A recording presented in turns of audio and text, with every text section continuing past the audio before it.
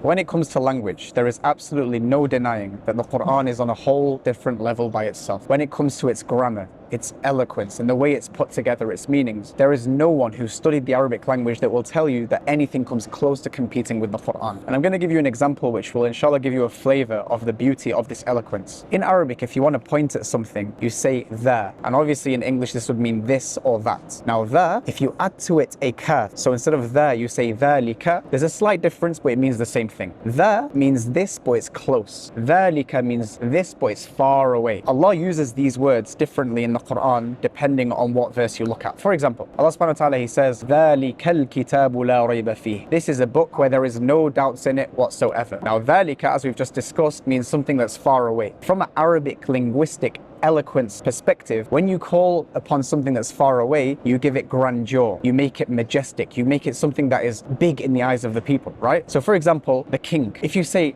that king, from that perspective you're referring to him as far away because of his honor, his grandeur. The Quran is on a whole different level and Allah refers to it as dhalika. But in another verse, Allah subhanahu wa ta'ala, he says, inna hadha al-Qur'ana yahdi lillati hiya aqwa. This Quran, and Allah doesn't use the kaf, this Quran, this book which he used the kaf before in the other one, he says this close Quran guides people to what is most upright and gives the good news to the believers. So here you have Allah referring to the Quran as far away in one verse, but in another verse he says hadha al-Quran, that is close. Why has Allah done that? Because you might be thinking, isn't this a contradiction? In one verse Allah is saying it's far away, and another he's saying that it's close. From an eloquence perspective, when Allah says that this is a close Quran that guides people to what is upright, Allah is telling you that if you wish to be guided, you have the guidance right there next to you. You just open the book, you can be guided to what is upright, and it will give you the best life in this life and the best life in the next life too, subhanallah. So where Allah wants to give the Quran majesty, he uses the faraway verb. But where he wants to bring it close to the hearts, close to the individuals, accessible to everyone, he uses the close term, هَذَا هُنَا وَذَلِكَ هُنَاك, subhanallah. So it's a very, very beautiful use of words in the Quran. And this is just one example of thousands, hundreds of thousands that can be given from the Quran, which show it's just eloquence that is on a whole different level. And so the more you learn about language, the more you realize that the language of the Quran is the greatest miracle of the Quran, if only we knew.